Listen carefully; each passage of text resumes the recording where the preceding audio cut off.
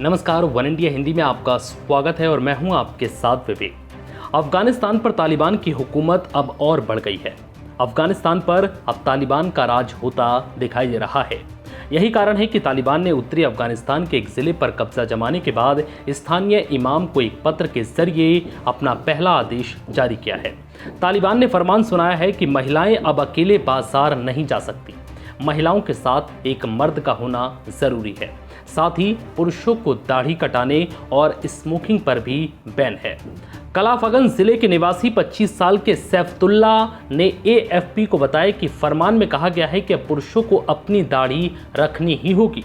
तालिबान ने सिगरेट, बीड़ी पीने पर भी रोक लगा दी है और चेतावनी दी है कि अगर किसी ने नियम कायदों का उल्लंघन किया तो उसके साथ गंभीरता से निपटा जाएगा। अमेरिकी और नाटो सैनिकों की वापसी के बाद तालिबान तेजी से आगे बढ़ रहे हैं।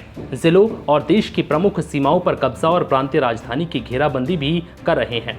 कुछ क्षेत्रों में तालिबान फिर से इस्लामी शासन की कठोर व्यवस्था लागू कर रहे हैं।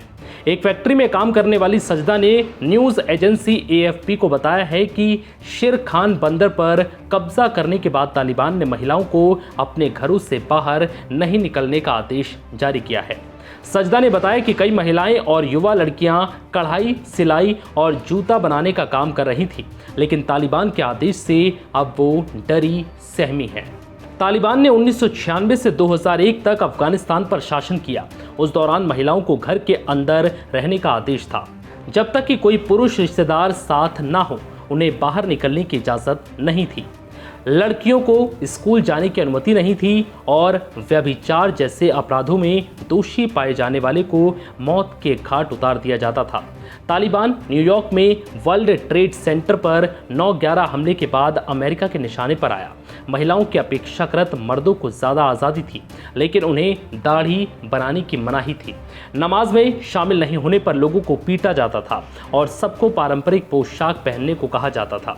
अफगानिस्तान बेहद रूढ़िवादी है और देश के कुछ ग्रामीण इलाके तालिबान की निगरानी के बिना भी इसी तरह के नियमों का पालन करते हैं, लेकिन तालिबान ने इन रूढ़ियों को अब और भी कठोरता से लागू करने की कोशिश की है। फिलहाल इस वीडियो में इतना ही। नमस्कार।